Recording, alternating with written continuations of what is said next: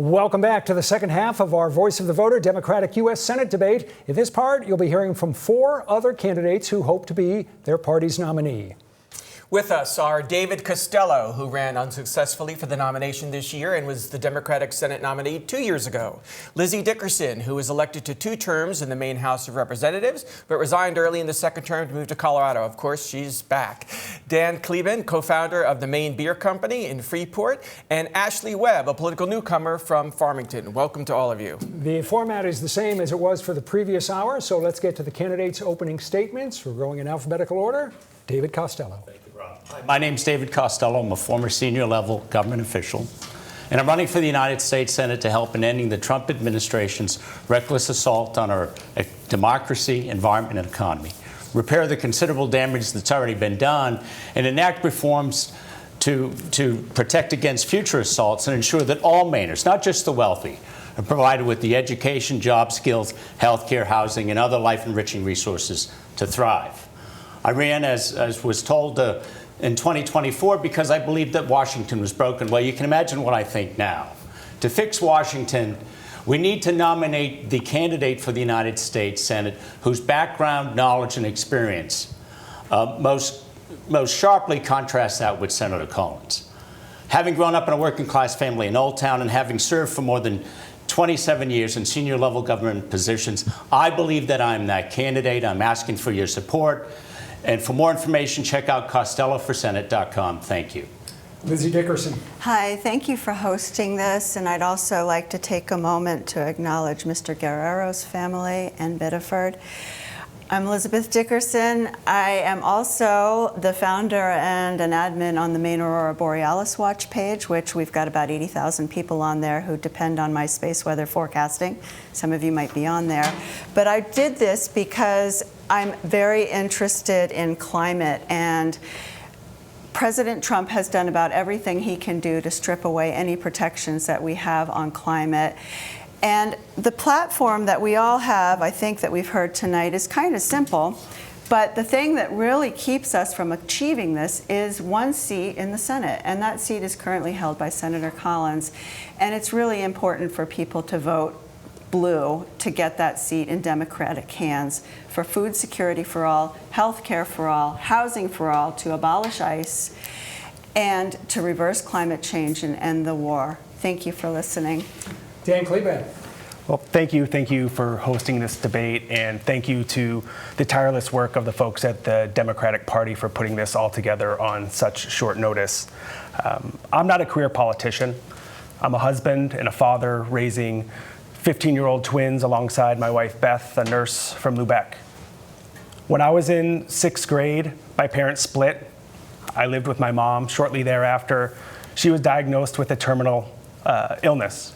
And I watched her go through numerous torturous treatments, dialysis, surgeries, and I was often the sole caregiver for her. She passed away when I was 15. When I was 21, I moved to Maine for a fresh start. In 2008, I was laid off. And my wife Beth, God bless her, she cashed in her $30,000 401k and which allowed me to found Maine Beer Company with a simple motto of do what's right. And when I looked down at Washington, D.C., Susan Collins is not doing what's right. We need someone who's going to stand up for Mainers. And Graham Platner was right. The system's rigged, and Susan Collins has been a part of that system for nearly 30 years.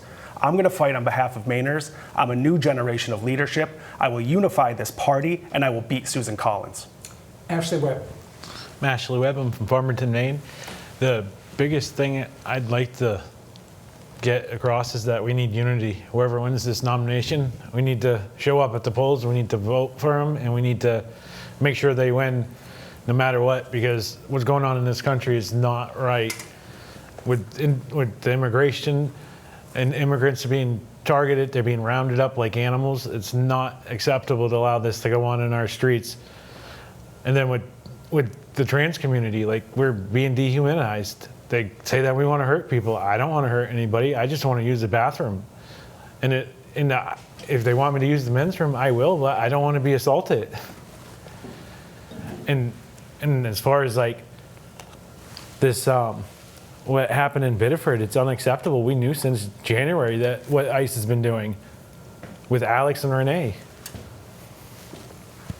All right, let's move on to the questions. Let's start with how well you are known or not known to the voters. I think it's fair to say that there are varying degrees of recognition you have, but for certainly two of you candidates, 99% of people in Maine had never heard of you 48 hours ago, maybe 6 or 7 minutes ago. So let me start with you, Lizzie Dickerson. Sure. What qualifications do you have to serve in what is not an entry-level job? What is an extremely important job in the United States? Well, I actually have a Master's of Business Administration degree. I am a finance person as well. There is a lot of education I have on board in this department. I'm pretty good at reading budgets. I'm actually a town manager. I have been a town manager, and I can say that I've lowered people's taxes while also raising salaries and benefits. So there's there's one thing. But no, it's true. I mean, but I think the reason I'm doing this is because people have become disenfranchised. They feel like everyday people can't have access to their own government. The qualification for running for office doesn't really involve pretty fancy things. It involves being a citizen. As you know, you've probably read the Constitution and the laws. People feel like they just can't do that because there's so much money in government. They can't run. They'd never stand a prayer of a chance, and so that's why I've done it. Dan Kleban. Yeah, well, I am not a career politician. I've spent the last 20 years starting a business out of my garage, raising twins. I've grown my business from me and my brother to now over 100 employees. We provide a living wage. We cover 100% of their health insurance premiums. We provide for their retirement, and we've given millions of dollars back into our community to help preserve this wonderful state that we live in. In addition to that, I've served on numerous nonprofit boards. I'm on the board of the University of Southern Maine, my alma mater, and I've also served as the leader of the Maine Brewers Guild, helping small businesses grow small businesses here in Maine and revolutionize the beer industry in this state. And I went on to serve as the chair of our National Brewers Association, representing the interests of over 9,000 small businesses across this country, and making sure that small businesses had a seat at the table against the large multinational brewers. So people know Dan Kleban in Maine, and so I think people are sick and tired of career politicians, and I've looked to go down to D.C. and bring that kind of unique experience, which is sorely lacking.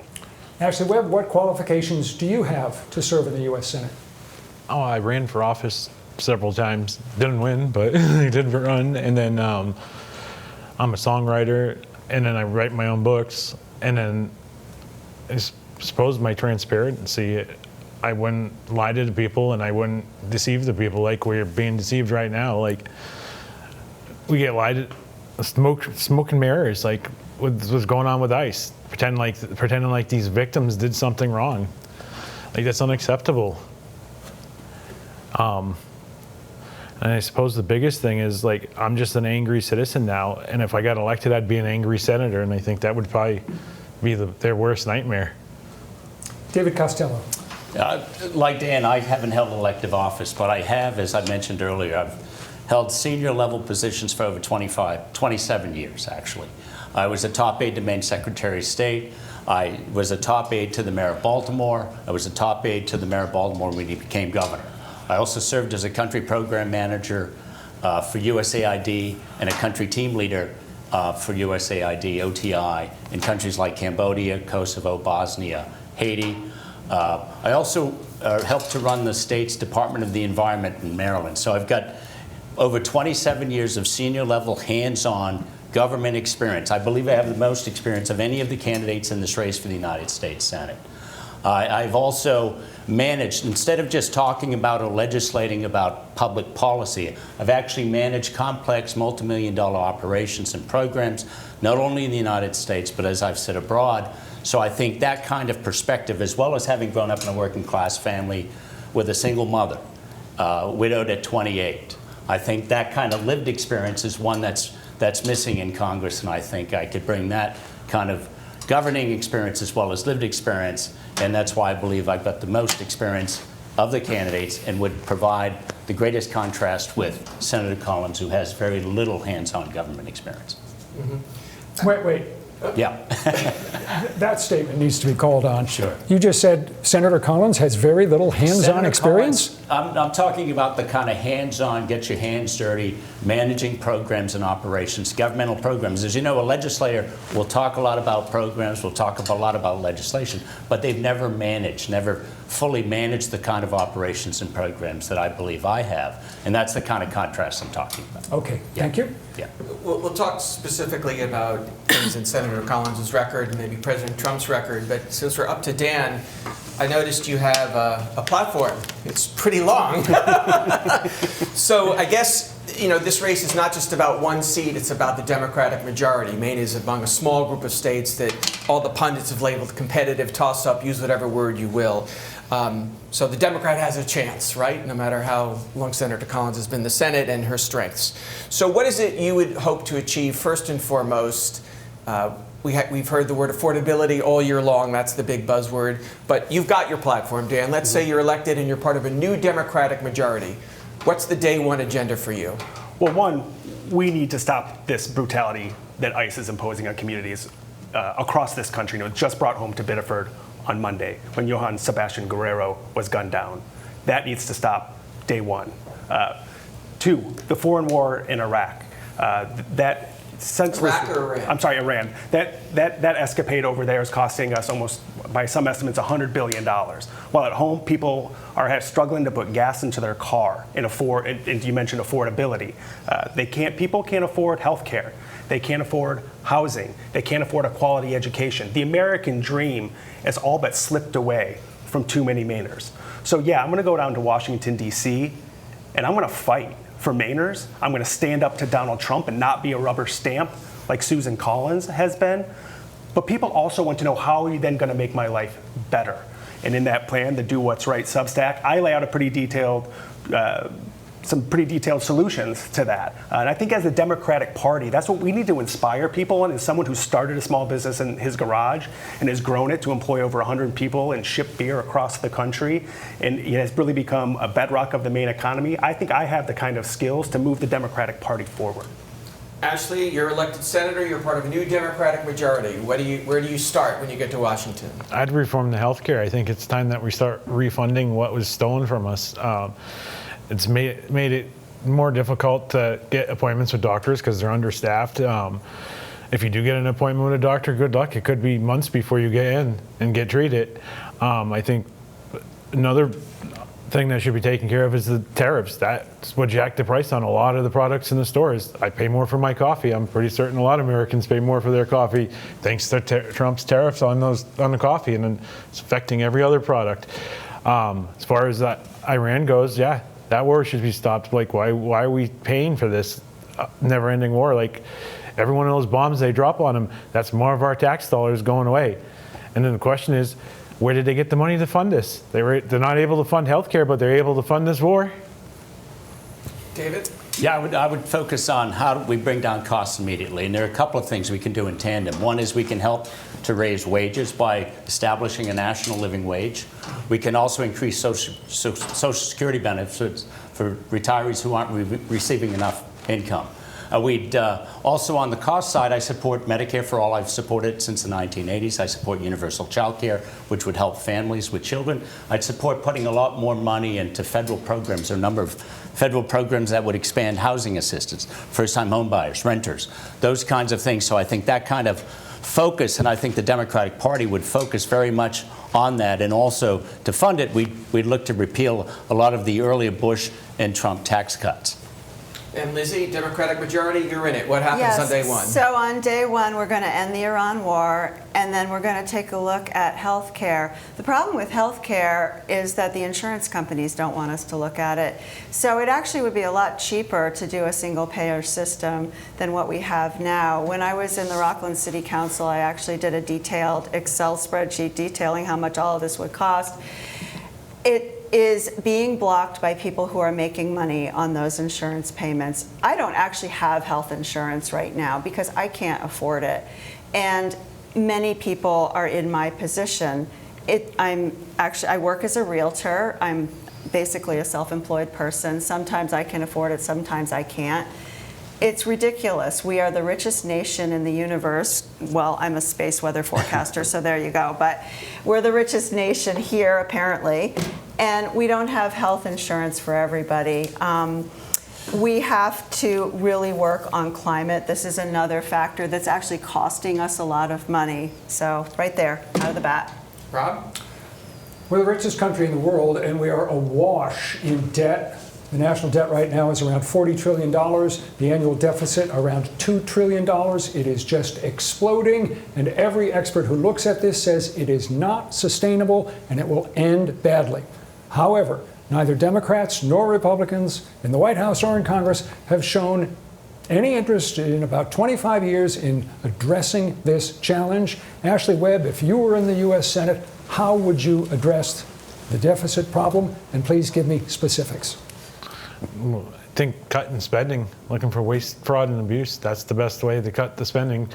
A lot of money's being paid to like for the reflecting pool. We paid that contractor to redo the reflecting pool, and it didn't fix the problem. It still has algae growing in it. Anybody who knows a pool knows that that's going to grow if you're not properly filtering the pool water. That I'm going to jump in because that is a microscopic amount of money compared to what the federal budget is. Give me some proposals that would have a real impact either in spending cuts or in increased taxes. Well, when a bill gets passed, sometimes they tack on extra incentives to get senators to vote on these bills. I believe for the Obamacare, it was one group got youth arrows added to the bill. That shouldn't have been added. Like, that's an extra expense that wasn't part of the health care bill that Americans wanted. I believe they called it pork bellying. By cutting out the pork bellying from all the bills, I'm sure that would save a lot of money as well, but. All right, David Costello, specifics, please. Well, a couple of things. One is I think we've got to increase revenue. So as I said, I'd want to roll back the Bush and the Trump tax cuts, at least on the wealthy, not certainly the middle class and working class families. But I would also want to support the implementation of a wealth tax because much of the money that most wealthy people have are in savings and investments. Right? So we could, but at the same time, protect seniors. So for instance, start maybe at $10 million per household. Only about 1.6% of households in the United States have more than $10 million in savings or investment, and so protect seniors. I would also want to establish a commission like a BRAC commission, a commission that's totally independent, that would review the budgets of all agencies and look for the kind of waste. No political context at all or connection to this commission. It needs to be apolitical.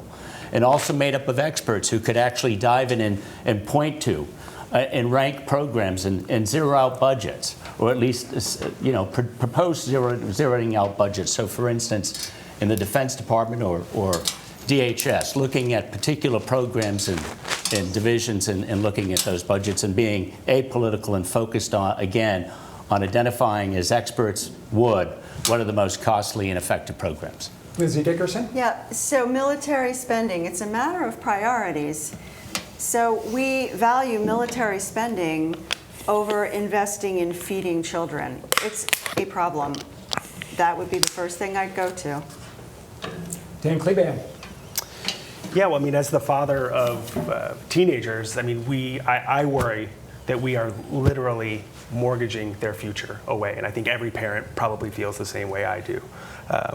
As a small business owner, I understand what it's like to balance budgets, and nothing bothers a small business owner more than wasteful spending, but not the kind, the Elon Musk style, Doge, random and often inhumane cuts, but targeted cuts that actually go after real waste, fraud, and abuse. And third, like I mentioned before, the foreign war in Iran that's costing billions of dollars, raising the price of gas for people here at home, when that money can not only be used to bring down the debt, or it can be strategically used to invest in things that would grow the economy. Let's look at the housing problem here in the state of Maine. Let's invest in new modular technologies. Let's invest in healthcare that can help people not only stay healthy, but which allows them to go to work. There's all these things that we can do to really grow the pie. Let's grow the economy, which grows the tax base. All right, Phil? Several of you have already mentioned, maybe all of you, the ICE killing in Biddeford this week. And I want to know where you stand. Some of you, maybe all of you, watched the first hour, and to a candidate, they all talked about abolishing ICE.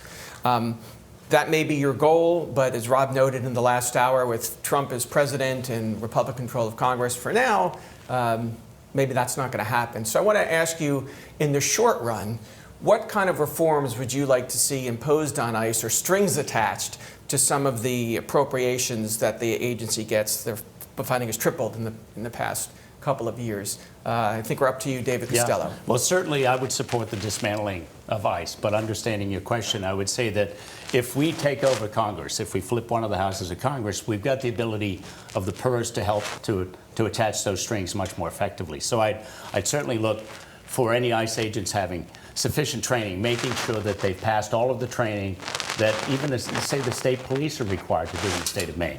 There's many untrained ICE agents out there. Obviously, I think you take off the mask, you put on, insist that they have body cameras. There's plenty of money, as people have discussed, to do that. Also, I would take away immunity for offenders. If they're fully prosecuted and investigated, they should be held accountable. So those are the kinds of things. I think overall, as well as the budget, we can certainly reduce the budget to the extent that it's necessary. As I said, if we've got the kind of commission that gives frank evaluations and programs, we can zero out much of that budget over time and put money into a more effective law enforcement, whether that's more money to local police forces, which tend to be better, more community police-based forcing, those kinds of things would take care of the crime, because there is no evidence that immigrants create crime at a greater extent than other Americans. Quite frankly, it's the opposite. Lizzie Dickerson, Yeah. what would you do to reform ICE while it still exists? Well, the problem with all of this is that we really can't get to work on any of these things until we vote Susan Collins out of there and get a Democrat in there who is committed to this change, because even though all of us who have spoken tonight are very committed to either abolishing ICE or reforming and then abolishing ICE or starting all over or some combination therein, we can't get that done until we actually have control of the Senate. And so really the top priority for everybody watching at home is to make sure that they are registered to vote, that they go vote. If we are all angry about ICE, this is really what we have to do. We can't go make them have body cameras if no one's going to hold them accountable. I mean, we heard from Senator Collins, oh, we're going to, stop the arbitrary traffic stops, and then Trump overruled that. Guess not. No one is doing anything to help this until we vote those people out. Dan, any reforms for ICE that haven't happened yet that you'd like to see? Yeah, I mean, let me be clear. Donald Trump and Susan Collins' ICE need to be abolished. It is rotten to the core and it's irredeemable. We need to take back control of the Senate, and that control runs through Maine. And I believe I'm the best candidate to take on Susan Collins and beat her. So if we get the majority in the Senate, we have the power, we do have the power of the purse, we have control over the budget, and we can demand change. We can demand things like every other police department in this country abides by, right? No mask, badges, body cameras, judicial warrants, just a humane police presence that enforces immigration law, not the thugs that are roaming our cities and towns right now. That is not immigration enforcement. And last, there needs to be justice. There needs to be justice for Renee Good. There needs to be justice for Alex Preddy. And there needs to be justice for Johann Sebastian Guerrero. And I promise I will deliver that justice as a United States Senator. Ashley Webb, your thoughts on ICE and reform? I'd say the first thing would be reverse their budget. And then I agree they need to take the masks off and they need to put their badges on. And then they also need to wear their body cams. And I don't believe they should be able to just walk away after they shoot somebody. They should be held accountable, they should be investigated, and they should be prosecuted to the fullest extent of the law. As far as the immunity, I'd like to see that stripped away. It's probably not going to get stripped away. If we tried to go after it, Leals are going to fight it. I guess the best option would be to defund them as much as we can. I would like to abolish them, but that's probably not going to happen either. No one said anything about not shooting into vehicles, which I don't think most police departments do? I'm not really sure. Rob? Yeah, the training. They're just like That's part of the training, every yeah. other police force in this Right. country. Proper training. I mean, we would solve a lot of these problems if the government treated ICE just like the Portland Police Department, the Freeport Police Department. We don't have these issues in Maine.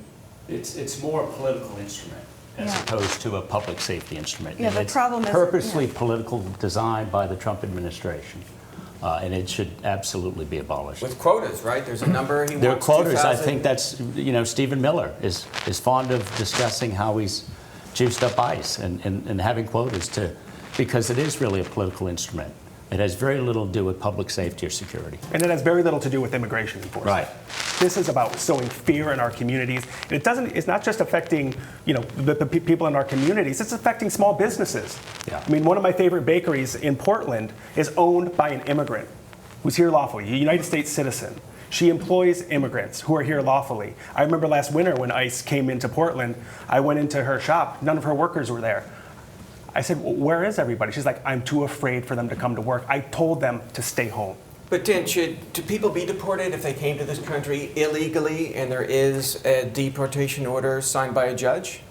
Look, I believe that if someone is here illegally and the only crime they committed was that, we need a pathway to citizenship here. We know that they're hard, most of them, almost all of them are hardworking people. If you're a criminal, if you committed a violent crime or a serious crime, yeah, we have no room for you here. You need to get out.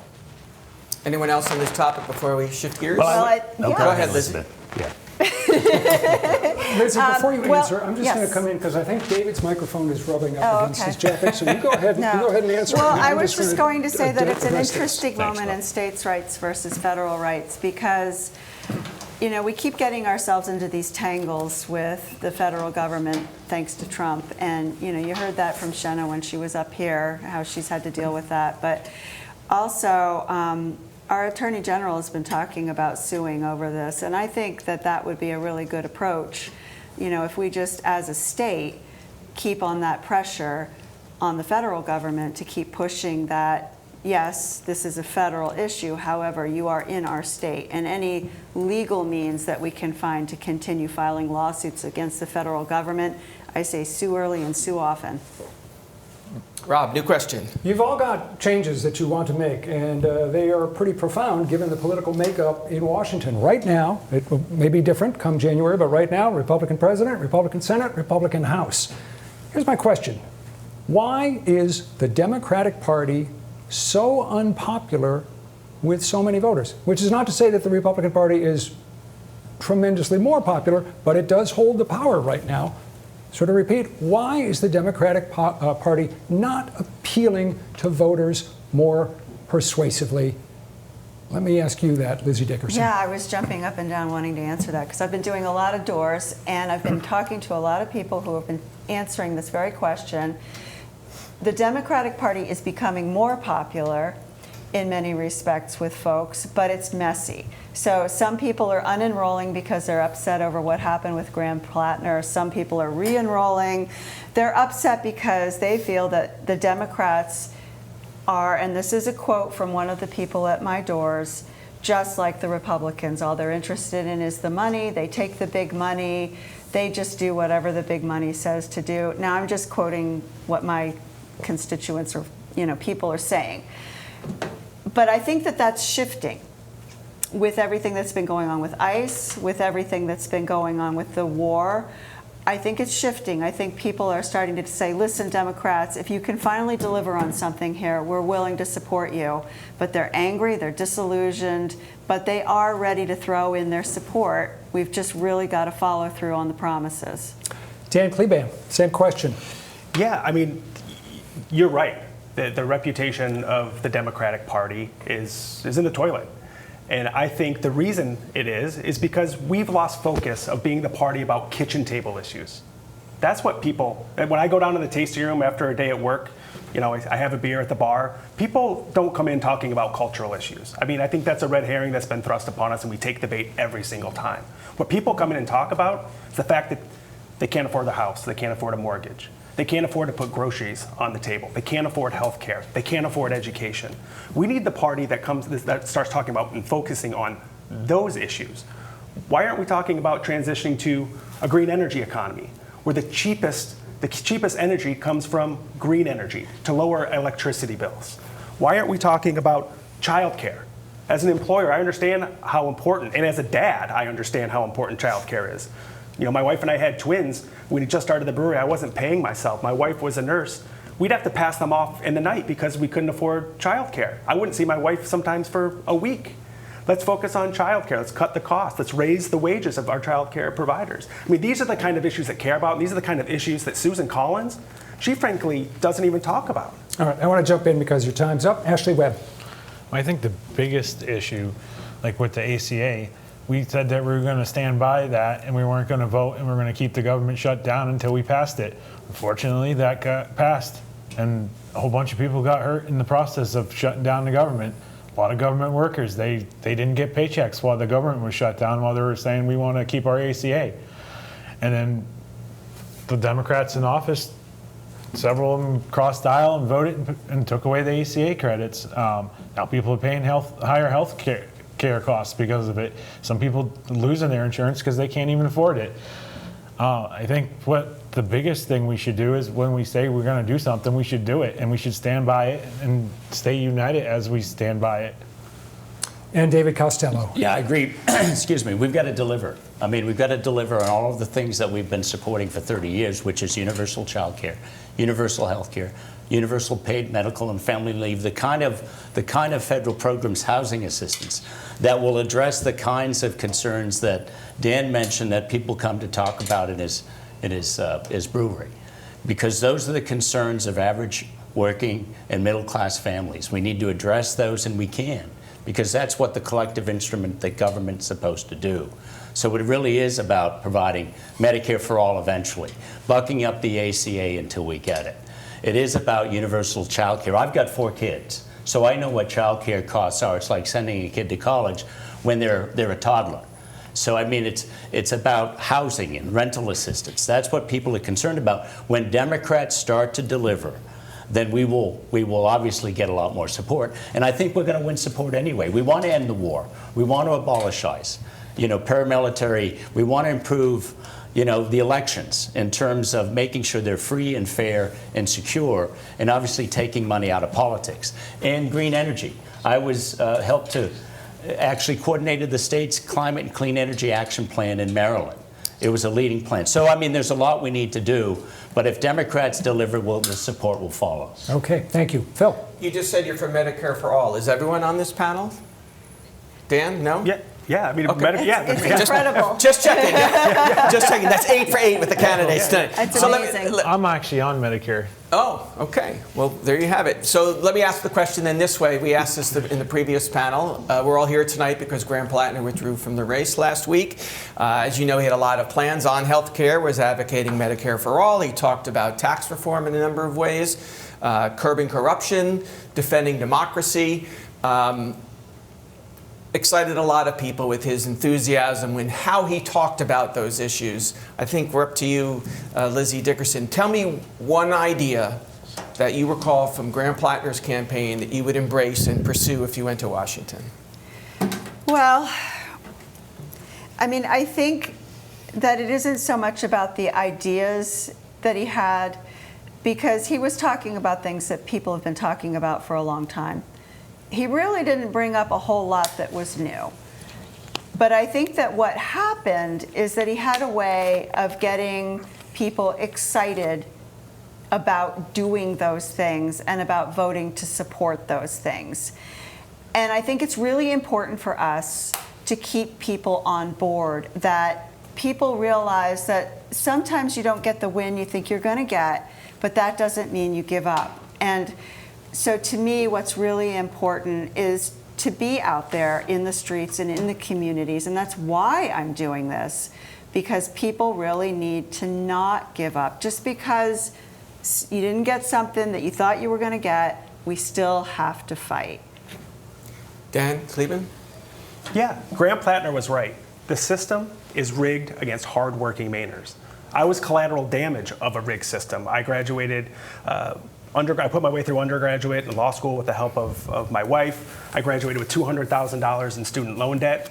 The year after I graduated law school, I got laid off during the Great Recession, not because I did anything wrong, but because of greedy Wall Street speculators.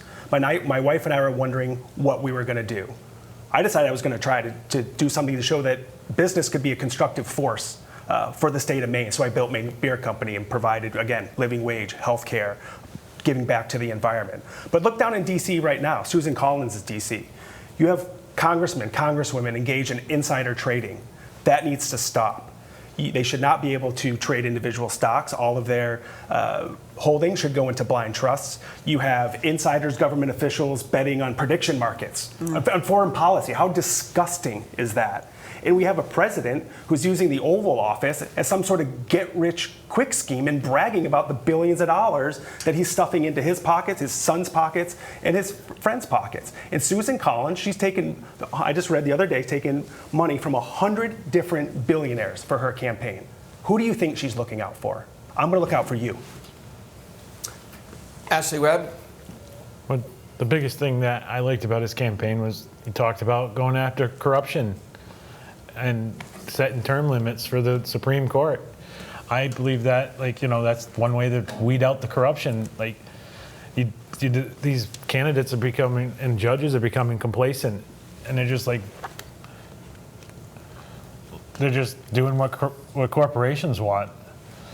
And I think that's the biggest issue is corporations run this company. It's not like individuals, and it's not our senators running it. Corporations call them up in the middle of the night, tell them what to do. That's what happened with the ACA. Bet you the airlines, they were angry that their airlines were getting shut down.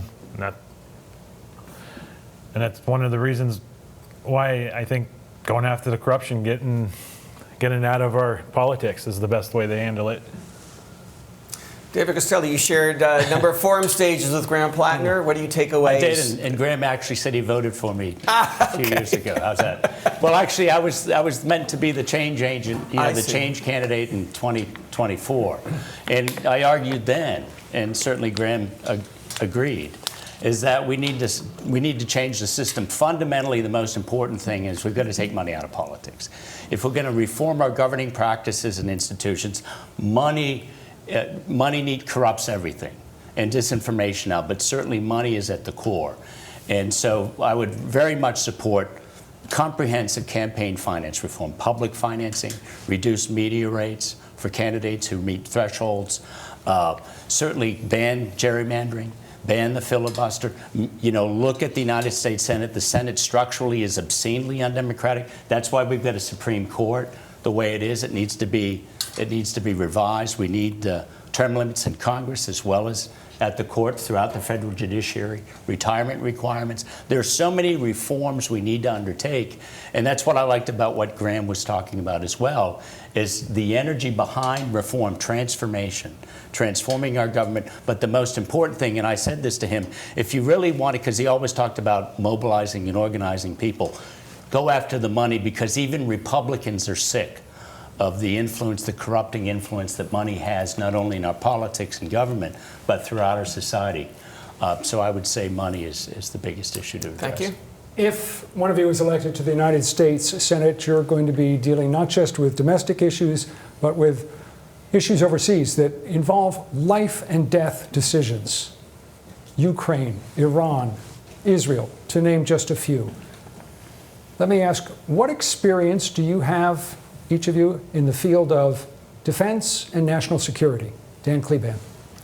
Yeah, look, I understand that it's extreme. America plays a unique role in the world, and I fear that I know that the Trump administration, along with Congress's rubber stamp, is eroding America's position in the world. We're supposed to be the shining beacon on a hill, and increasingly we are disenfranchising and alienating our allies in Europe, in the Pacific, and all that's doing is weakening the United States.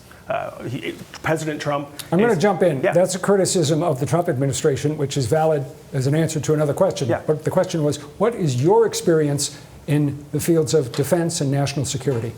Well, I don't come from, I wasn't in the military and I wasn't in the defense industrial complex. I'm a small brewery owner. But I understand, we have materials that are sourced from around the world. German brewing equipment is the best brewing equipment brewed in the built in the world. I understand how international trade is vital to a thriving U.S. economy. These reckless tariffs are imposing costs on small business owners in Maine and across the country and increasing costs for consumers. So I understand how all of these economies are intertwined and how foreign policy endeavors in, like you said, Iran or the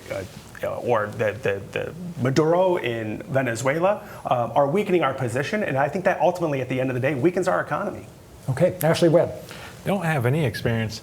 What I do know is when I deal with like pests like wasps and hornets, I don't go and provoke them.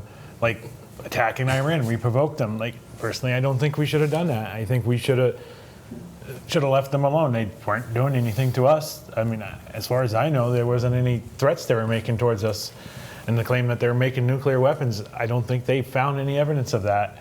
And then as far as the Gaza Strip goes, like we're funding that war too. I believe we're giving Israel money to buy the weapons that they're using.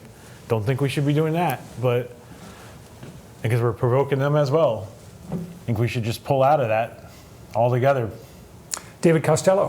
I worked directly with the military in Haiti. When I was working in Haiti, we set up 14 field offices. We worked with 14 Special Forces ODA teams to stabilize the situation there so they wouldn't have mass migration, or it mitigated mass migration in the United States. I worked directly with the American and British military in Bosnia and Kosovo.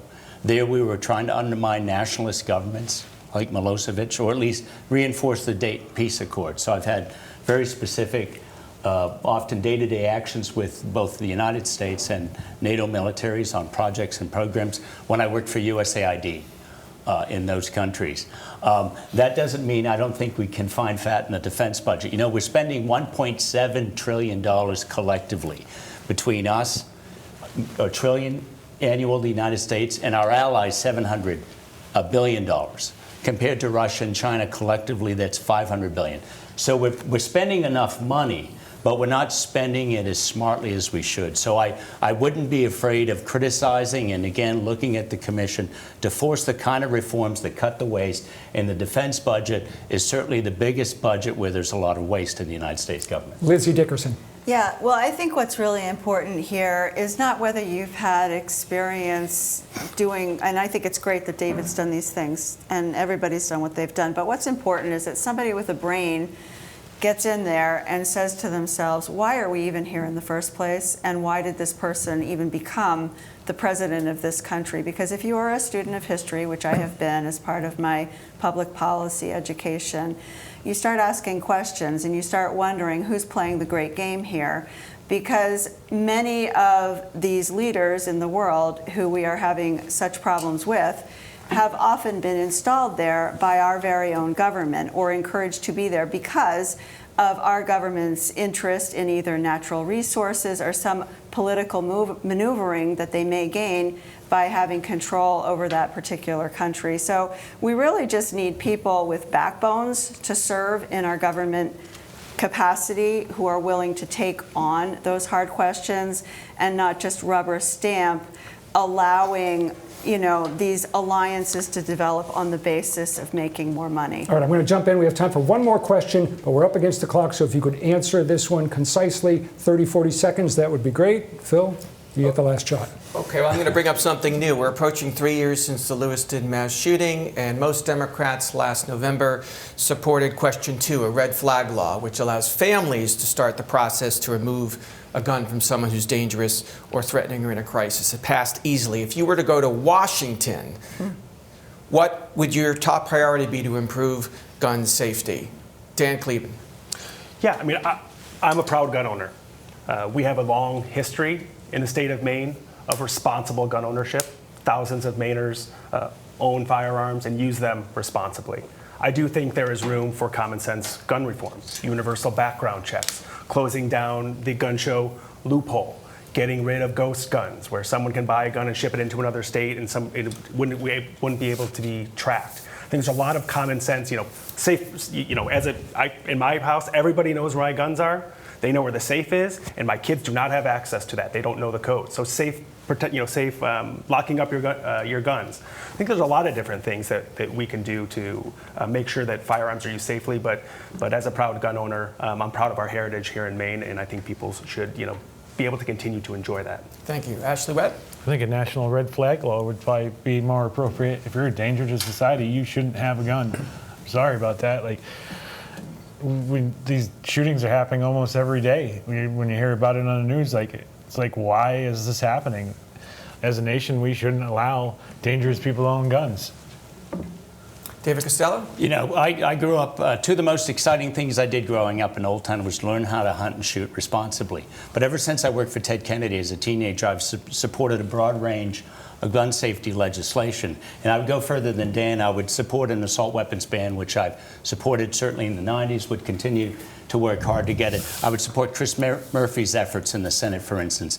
But I certainly support red flag. I support universal background checks. I support holding gun manufacturers accountable. I mean, there's a lot, as Dan said, there's a lot we can do. And there have been proposals. I would support those proposals for very comprehensive, common sense gun safety legislation, none of which would take guns away from law-abiding Mainers. And Lizzie Dickerson. Yeah, so obviously assault weapons ban, red flag laws, all of those things are wonderful. The problem is the lobby. So we're dealing with the National Rifle Association. We're dealing with a lot of lobbies who don't want those sorts of things to happen. And this is why it hasn't happened.